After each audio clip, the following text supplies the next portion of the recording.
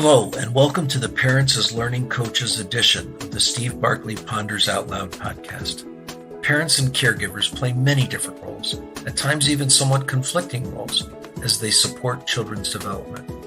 The pandemic has shone a light on the importance of parents supporting learners.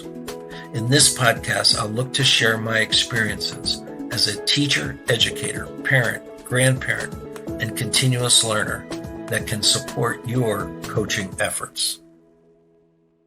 I'd like to share some of my thoughts with you today on the role of risk-taking in student learning and in building relationships, and specifically identify how that risk-taking fits into the concept of raising digital citizens.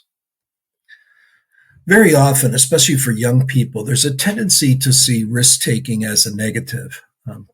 We don't want our kids to be risk takers. But actually, learning how to take risk is a critical skill.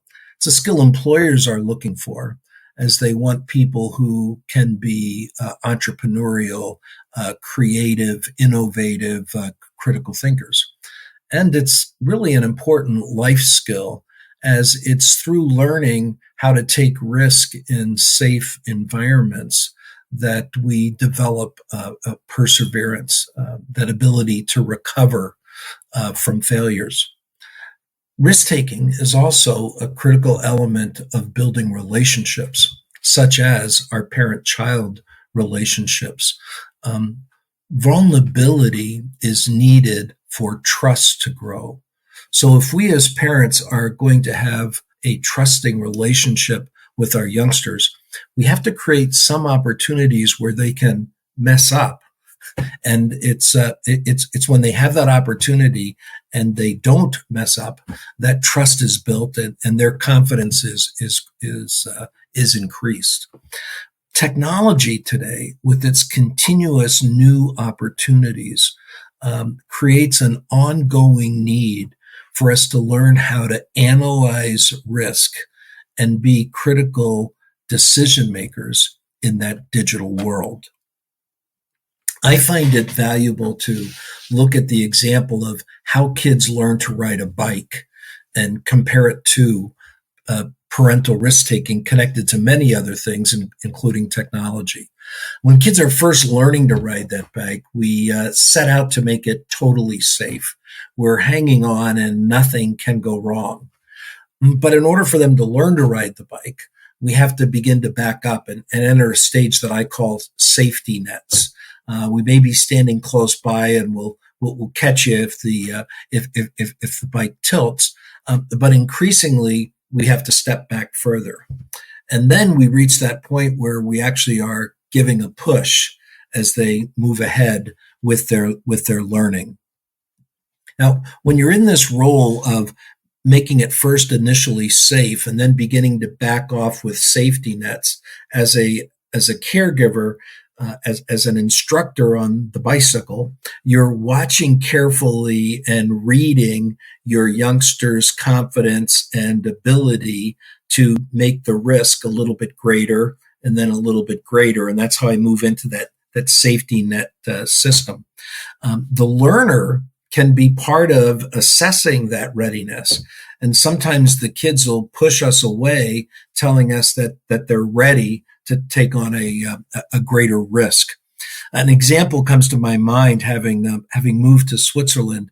In the culture here, our elementary schools tend to be quite small and close by, so most of the kids walk to school. And so it's not uncommon to have kindergarten children walking to school on their own. And they wear a large, bright yellow sash around their neck with a medallion on it. And that tells everybody around, I'm a youngster on my way to school or I'm on my way home. And frequently I heard stories about people who are new to moving into the culture, kind of following that kindergarten on the way to school, hiding behind trees for the parent to build their confidence that the youngster's ready, while the child is building their confidence that they're ready to take on that task. Now, when I look at bringing this to technology, then I think there's a series of questions and discussions, both for parents as partners to be having with each other, and for us as parents and caregivers to be having with our youngsters.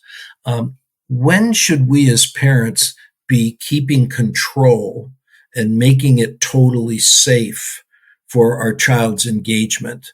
And when is it right for us to be stepping back and building more of a safety net, checking in on our youngsters' decisions as they're making them on their own, almost like that parent hiding behind the tree?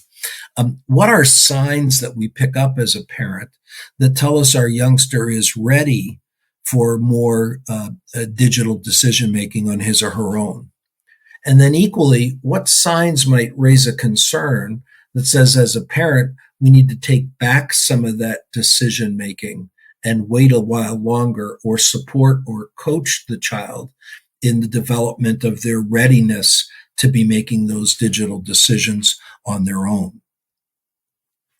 Now, getting to that third step of being able to pull back and give a push creates an even bigger responsibility, both for the learner and for the parent. It's an increase in responsibility for the learner because they have to be doing more analysis of the possible risk. They have to be doing more decision making on their own. Also, it's a challenge for us as the parent or caregiver because now we have to be observing from a distance. I'm not up close watching what's happened. I may not even be present, but I need to be looking for signs or indicators. If I can stay with my Swiss school example, the middle schools here tend to be a little bit further from home. So it's not uncommon for me to be out on my lunchtime walk, and I'll find middle schoolers riding their motor scooters, their mini bikes, back to home for lunch or coming back to school. So this student is now in a situation where the parent isn't close by being able to observe what's happening, but needs to be looking for indications of the decision making the youngster is engaged in. So carrying that over to technology, very often I see this risk taking as kind of a dance. As a parent, I'm dancing with the child. Sometimes I'm following the child's lead, and sometimes the child is following my lead. Mistakes are likely to be made, both mistakes on the part of the parent as well as mistakes on the part of the child. So what do we do when those mistakes occur? And John Dewey, a famous educator, laid out a great thought for us here on that. He made the statement that we do not learn from experience, we learn from reflection on experience. So my job as a parent and caregiver here is to engage in the reflection with the youngster about what they discovered or what they learned. As parent partners and as parents in a community supporting each other, it's great that we would take time to have some of those ongoing conversations about what are we learning from the experiences we're having. Since much of learning is trial and error, then this process, both for students and for parents and caregivers, is an important one. How do we explore digital citizenship together, reflect and grow together from our experiences? What's one of the next reflective conversations that you're thinking you might want to have with your youngster? I'm posing two questions here as a possibility for you. What if you ask your child, what's a recent thing you learned about making a digital decision? And it could be where they made the correct decision or they made an incorrect decision. What'll be most important is what is it that they learned from it? How are they using that knowledge? How are they using that insight? And another question you might ask is, what are the questions you're asking yourself as you search online? So when something pops up on the screen, what's the thought process that the student is going through to look at moving that ahead. I encourage you to engage in these conversations with your youngsters and with other parents. Let's see what we all can learn from the process. I'd be more than happy to follow up with you, and you can find me at barclaypd.com. It's a spot where you could leave questions for me, as well as find other podcasts that I've made for parents.